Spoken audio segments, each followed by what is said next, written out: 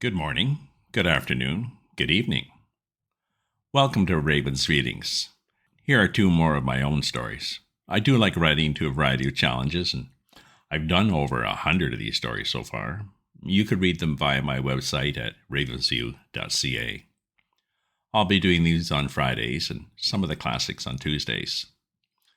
The prompt for both stories was to use a given opening line. For the first, it was, "We need to talk about Kevin." For the second, the opener was, "The noticed android walks past a wondering chamber." Story 1. Sparkles. "We need to talk about Kevin," she said. "Dear, pay attention." Her husband peered over the top of his newspaper. "Kevin? What's the problem? Poor grades this year?" "No, excellent grades," she said. "I wish it was just that. I should have noticed sooner, but what with the summer days being so long and him heading right to his room when he gets in, I just didn't see it." "See what?" he said. "Kevin sparkles." "Oh, shit," he said. "A lot?" No, just sometimes," she said. "He doesn't seem to even notice it, but I'm afraid we might be too late. He might already be in the change. Poor kid, it's not his fault. He seems more sure of himself lately, too, but nothing else so far." Kevin's was the first generation to show the change. She had read that now they thought it was related to some dangerous physics experiments way over in Switzerland, but whatever the cause, it was here now and spreading. "Oh, this is totally unacceptable," he said. "Damn. How soon can we get him in to see the doctor?" "Well, I already called," she said. "Tomorrow morning." "What excuse will you tell Kevin?" he said. "Doc Watson will pretend it's some vitamin shot," she said. "But it will be a mild tranquilizer. Once Kevin is under, he can be implanted with a controller chip to limit his powers." She sighed. It's too bad in a way. Kevin's powers might be only just a tiny boost in some areas, like a better runner or a faster swimmer. He frowned at her. "Now, dear, you know most have been much more than that, which is why the government has had to hunt them down and then get them under control." "Oh, so they say," she said, but sometimes they just don't come back." "I know that," he said, "but we just have to take that chance." She frowned. "Well, I guess so."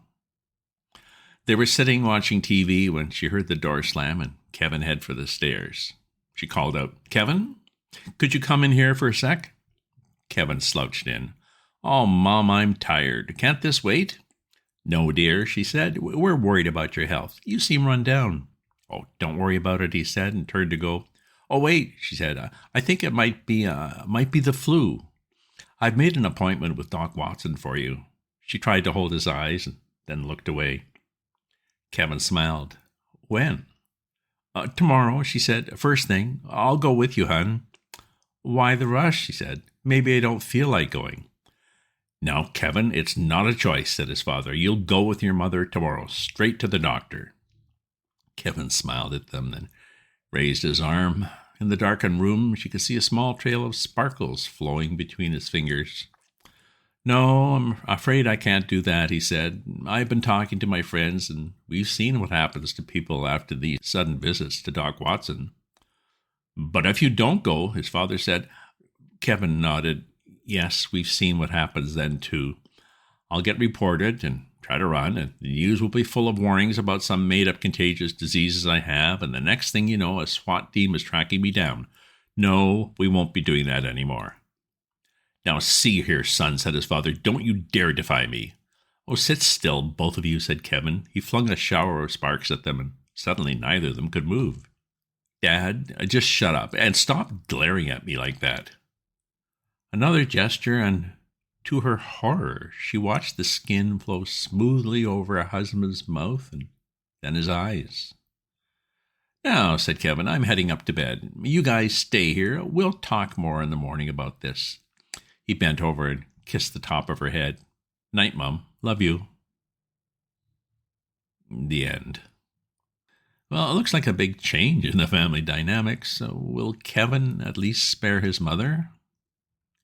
Here's the second story. The Android and the Wondering Chamber. The noticed android walks past a wondering chamber. He doesn't want to be noticed. His intent is that the systems see his as just another general-purpose android, as opposed to one that's been enhanced to be a trained assassin. Enhanced not only physically with increased strength and offensive weapons, but also mentally with the ability to go beyond simple logic choices, to make judgment calls, to even follow a hunch. All these changes have to be hidden very carefully on this mission to get past the security systems in this military base. He has no problem ensuring that he looks and acts like all the other androids. A bigger challenge is ensuring that the internal changes in his operating system don't show up as anomalies in any of his external data streams. For these changes have also added emotions and awareness of himself that's something more than an android. Right now, the Chamber is sending him status requests, asking for his ID and current task. Just a routine check, but he can still feel a targeting beam on his back, just in case he fails the test. He already has a verification data burst ready, but needs to add today's security code. He notices a small maintenance robot by the wall, so quickly sends a spoofed query to it, asking for a resend of its latest security response. Already the Chamber is getting impatient, sending another query to him and activating the nearest gun platform. He grabs the code from the robot's reply, adds it to the message packet, and fires it off. Milliseconds later, the security system sends a simple acknowledgement, and he's no longer a focus for it. He routes another message through the helpful maintenance robot, requesting a routine check of the personnel tracking system. His target is on the same level, heading this way as it does every day at this time.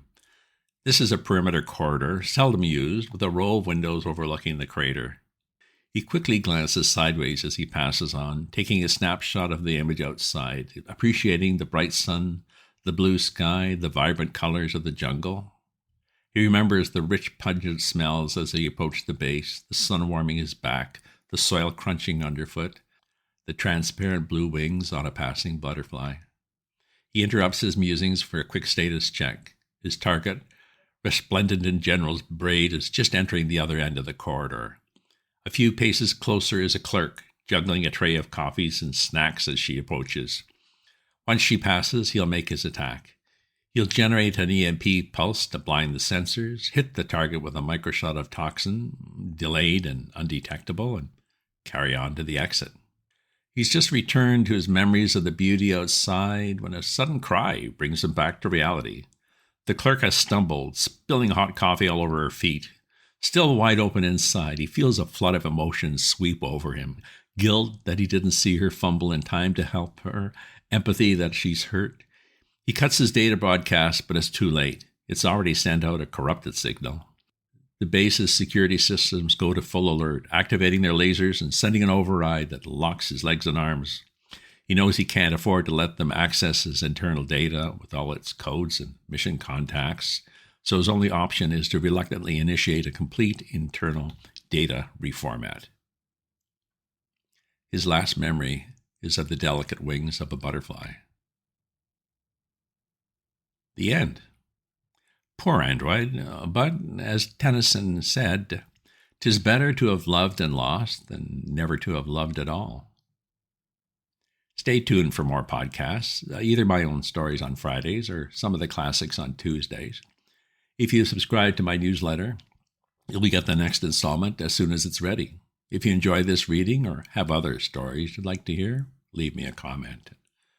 And do check out my other posts on my Substack at ravensview.substack.com. Ta-ta for now.